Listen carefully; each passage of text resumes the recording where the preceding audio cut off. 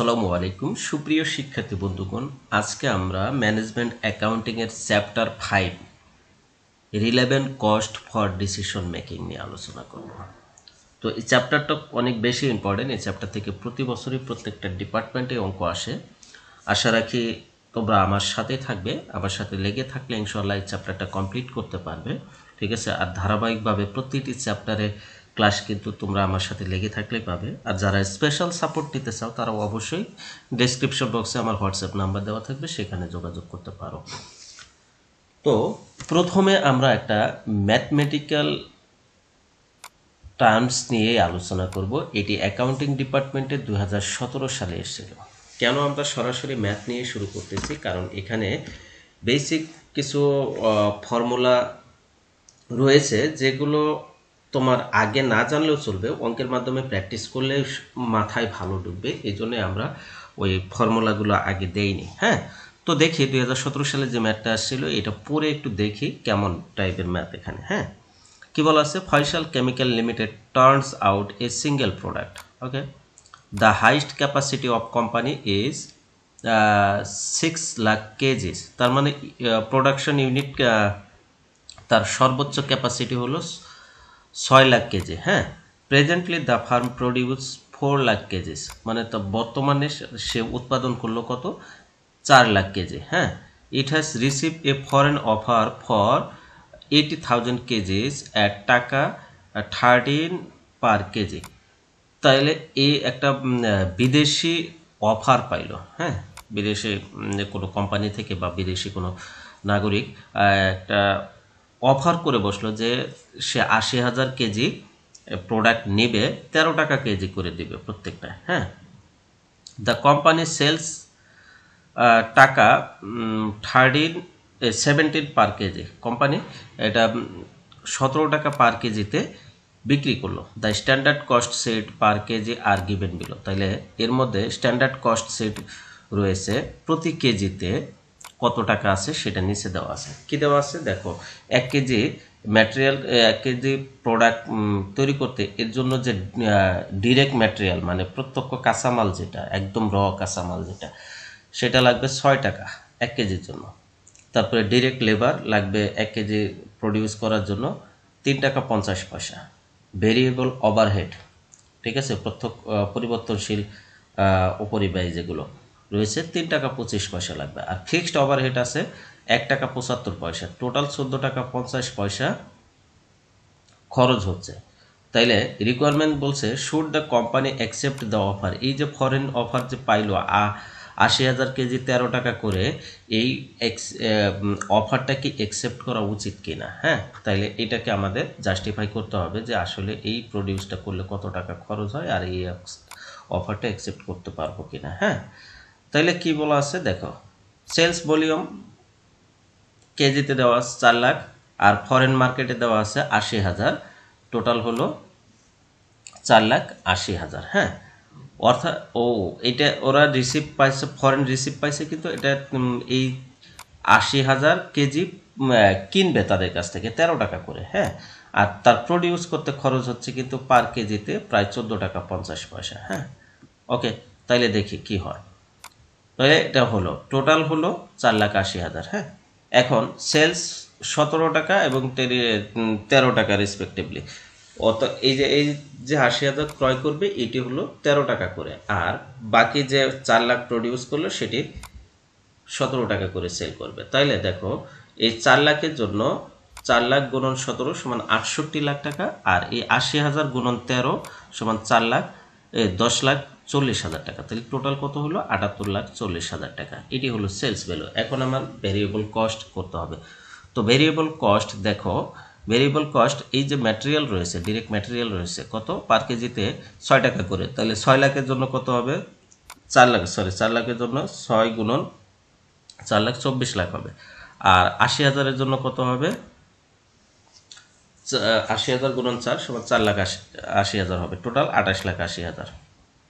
Labour দেওয়া আছে 3 টাকা 50 পয়সা পার ইউনিটে। ওকে, তাইলে এই 4 লাখের সাথে 3 টাকা 50 পয়সা গুণন করব, 80,000-এর সাথে 3 টাকা 50 পয়সা গুণন করব, করে এই দুইটা যোগফল করব, 16,80,000 হবে। হ্যাঁ, এরপর ভেরিয়েবল ওভারহেড আছে 3 টাকা 25 পয়সা। ওকে, তাহলে এই 4 লাখের সাথে 3 টাকা 25 পয়সা গুণ করব 13 লাখ হবে, 80,000-এর সাথে 3 টাকা 25 পয়সা গুণ করব 2,60,000 টাকা হবে, টোটাল যোগ করলে 15,60,000। তাহলে টোটাল এটা হলো টোটাল 51 লাখ, এটা টোটাল হলো 10,20,000, এটা টোটাল হলো 61,20,000। তাইলে এখন আমাদের ফিক্সড কস্ট কত রয়েছে এটা আমরা দেখব। ফিক্সড কস্ট দেখো, এই যে এই 4 লাখ প্রডিউস করছে এই অনুযায়ী ফিক্সড কস্ট রয়েছে, তাই না? এই 4 লাখ প্রডিউস করছে এই অনুযায়ী ফিক্সড কস্ট রয়েছে। 4 লাখ গুণন 1.75 দাও, কত হয় দেখো, 4 লাখ গুণন 1.75 সমান 7 লাখ টাকা। তাইলে এইটা কিন্তু ফিক্সড কস্ট, এই 7 লাখ টাকা। হ্যাঁ, তাহলে এটা 4 লাখ প্রডিউস হলেও এই 7 লাখ টাকাই হবে, 2 লাখ প্রডিউস হলে 7 লাখ টাকাই হবে, 7 লাখ প্রডিউস হলেও 7 লাখ টাকাই হবে। হ্যাঁ, এটা ফিক্সড কস্ট। আর ফরেন মার্কেটে ফিক্সড কস্ট নেই, ফরেন মার্কেটে ফিক্সড কস্ট নেই। তাইলে টোটাল কত হলো 7 লাখ। এখন টোটাল ফিক্সড কস্ট 7 লাখ বের হয়ে গেল। তাইলে টোটাল কস্ট কত বের হলো, ভেরিয়েবল কস্ট আর ফিক্সড কস্ট দেখো, ভেরিয়েবল কস্ট বের হয়েছে কত 61,20,000 আর ফিক্সড কস্ট হলো 7 লাখ, যোগ করলে কত হবে আমার 68,20,000। এখন আমার প্রফিট বের করতে হবে, সেলস থেকে টোটাল কস্ট মাইনাস করতে হবে। তাহলে সেলস কত 78,40,000, এই 78,40,000 থেকে আমার কস্ট হলো 68,20,000, এটা মাইনাস করলে 10,20,000 টাকা হয়। এটা দেখো ফরেন মার্কেটে, ফরেন মার্কেটটা আমরা এই যে কত টোটাল, এই যে 10,40,000 থেকে 10,20,000 বাদ দিলে 20,000 টাকা হবে। আর হোম মার্কেটে কত হবে 68 লাখ থেকে এই 58 লাখ বাদ দিলে 10 লাখ হবে। তাহলে দুটো যোগ করলে 10,20,000 টাকা হয়। হ্যাঁ, তাইলে দেখো ফরেন মার্কেটেও কিন্তু প্রফিট পাইছো 20,000 টাকা, ফরেন মার্কেটে কিন্তু লস হয়নি, লস হয়নি। তাইলে এই অফারটা তুমি অ্যাকসেপ্ট করতে পারো। তাহলে the foreign offer should be accepted because it will increase profit by 20,000 টাকা। হ্যাঁ, গেল। তো আশা রাখি অঙ্কটা সহজ ছিল, খুব ভালো অঙ্ক ছিল, অ্যাকাউন্টিং ডিপার্টমেন্টে 2017 সালে এসেছিল। আরেকটি অঙ্ক দেখি অ্যাকাউন্টিং ডিপার্টমেন্টে 2018 সালে এসেছিল, কি বলা আছে দেখুন। Moon company manufacture 40,000 parts of specialised products. তাইলে সে 40,000 প্রোডাক্ট তৈরি করে। হ্যাঁ, at this level of activity the cost per part is as follow। তাহলে পার ইউনিটে কস্ট কত হবে, ডিরেক্ট ম্যাটেরিয়াল দেওয়া আছে 8 টাকা, ডিরেক্ট লেবার দেওয়া আছে 60 টাকা, ভেরিয়েবল ওভারহেড দেওয়া আছে 2 টাকা, ফিক্সড ওভারহেড দেওয়া আছে 8 টাকা, টোটাল 25 টাকা। হ্যাঁ, an outside supplier has an offer to sell 40,000 parts each year to the company for the টাকা 20 per parts।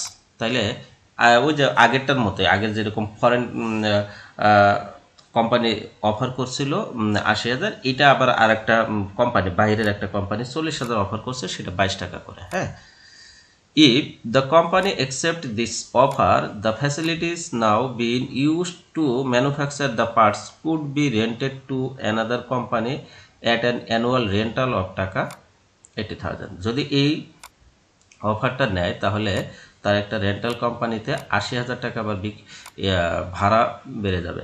However, the company has determined that 6 টাকা 6 per unit of fixed overhead being applied to the parts would continue even the parts are purchased from outside। যদি outside থেকে যদি কোনো কিছু purchase করে তাহলে তার সেই পারচেজের প্রতি মানে প্রতি ইউনিটে 6 টাকা করে ফিক্সড কস্টও রয়েছে। ওকে, তাইলে should the part be purchase from outside or continue to produce in the factory. তাইলে ওই যে মেক আর বাই দুইটা দিয়ে আমরা দিয়ে দেব। তাইলে প্রথমে আমাদের কি আছে, ডিরেক্ট ম্যাটেরিয়াল দেখো কত 40,000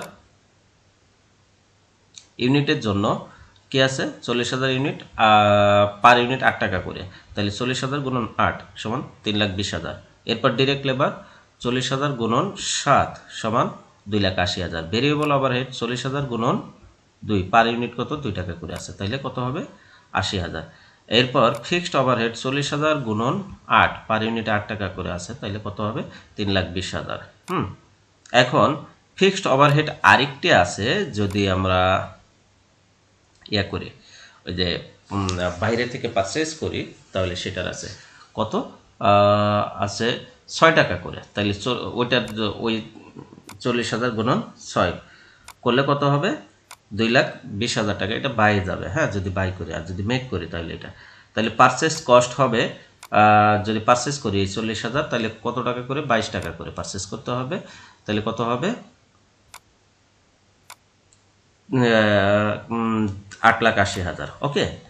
আর অপরচুনিটি কস্ট, যদি অপরচুনিটি কস্ট নেই তাহলে এই যে রেন্টাল হবে 80,000 টাকা, এই রেন্টালটা মেকে আসবে। হ্যাঁ, কেন আসবে?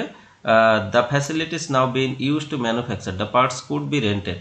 অর্থাৎ যদি এখন ইউজ করা যায়, এখন ম্যানুফ্যাকচার করার জন্য যদি ইউজ করে, হ্যাঁ, বাইরে অফার না নেয়, ম্যানুফ্যাকচারিং যেহেতু সেটা, তাহলে তার একটা ফ্যাক্টরি ভাড়া আছে 80,000 টাকা, তাহলে এটা মেকে আসবে। হ্যাঁ, তাইলে এই 80,000 টাকা, তাইলে মেকে টোটাল খরচ হলো 10,80,000। আর বাই যদি করি তাহলে টোটাল খরচ হবে 11,20,000। এখন সেভিংস ফ্রম বিএফ দেখো, এই যে আমরা যদি বাই করি, আর যদি বাই করলে খরচ হবে কত 11,20,000, আর মেক করলে খরচ হবে 10,80,000। তাইলে আমার সেভিংস কত হচ্ছে 40,000 হচ্ছে, তাই না? এই 40,000 অর্থাৎ এই 11,20,000 থেকে এই 40,000, 1,80,000 মাইনাস করলে 40,000 হয়, এটি সেভিংস হলো। তাহলে টোটাল দুইটার মিলে গেল, বাই এবং মেকের খরচ মিলে গেল। তাহলে ডিসিশন কি হবে? The company should elect two manufacture the parts because saving will be টাকা কত হচ্ছে, এই যে এটা খরচ হচ্ছে 11,20,000, বাট এইটার খরচ হচ্ছে কত 10,80,000। তাইলে কোনটা কোনটা লাভজনক বলো তো? মেক করাটাই লাভজনক, কারণ যদি বাই করি বা আউটসাইড কোম্পানি থেকে যেটা নেই সেটা খরচ বেশি হচ্ছে। তাহলে সেভিংস, যদি সেভিংস বাড়াইতে গেলে আমার মেক করতে হবে, এই জন্য মেক করা উচিত। ঠিক আছে, এই জন্য সেভিংসটা এখানে দেখাই দিলাম। ঠিক আছে, আশা রাখি তোমরা বুঝতে পারছো। তো আজকে ক্লাসটা এই পর্যন্তই। পরবর্তী ক্লাসে আমরা আরও ডিটেলস আলোচনা করব। আজকে হয়তো তোমাদের অনেকের মাথার উপর দিয়ে গেছে, বাট অঙ্কগুলা সহজ। আমি পরে ক্লাসে আরও ডিটেলস আলোচনা করব। সে পর্যন্ত সবাই ভালো থাকো, সুস্থ থাকো। আল্লাহ হাফেজ।